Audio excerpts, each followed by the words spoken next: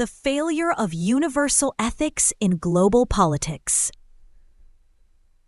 The cornerstone of any credible ethical system is its universal applicability, the principle that what is morally right for one must be morally right for all, transcending distinctions of ethnicity, nationality, or status.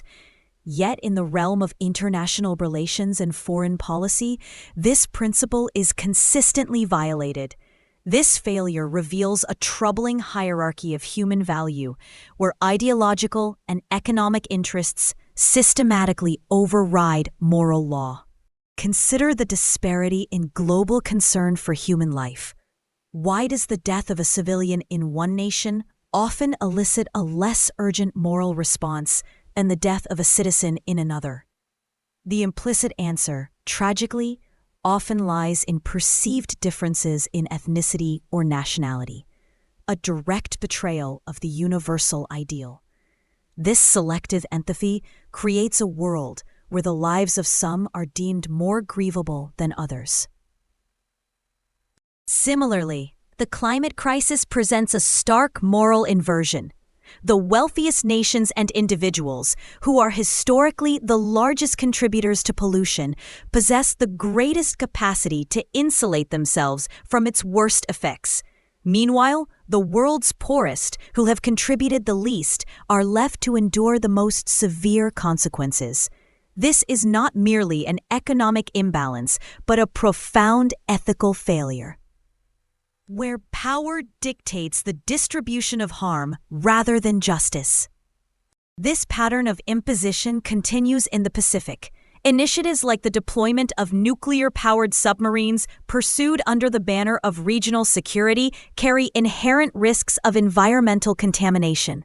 The Blue Moana, Pacific Ocean, is not just a body of water for island nations. It is their economic sustenance, food source, and cultural heartland.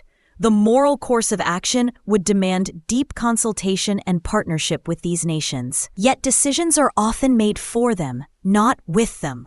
This dynamic echoes a modern form of hegemony, where the sovereignty of smaller nations is overridden by the strategic interests of greater powers, an act often later sanitized by diplomatic language that obscures its coercive nature. For any international agreement to be legitimate, it must be grounded in ethical validity, not just economic or strategic convenience.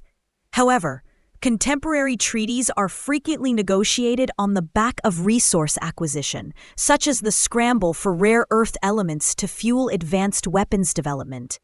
In these calculations, the moral consequences, environmental degradation, community displacement, the escalation of arms races, are treated as secondary concerns. True moral justice must be blind to power, wealth, and race. It is an absolute standard, not a negotiable commodity.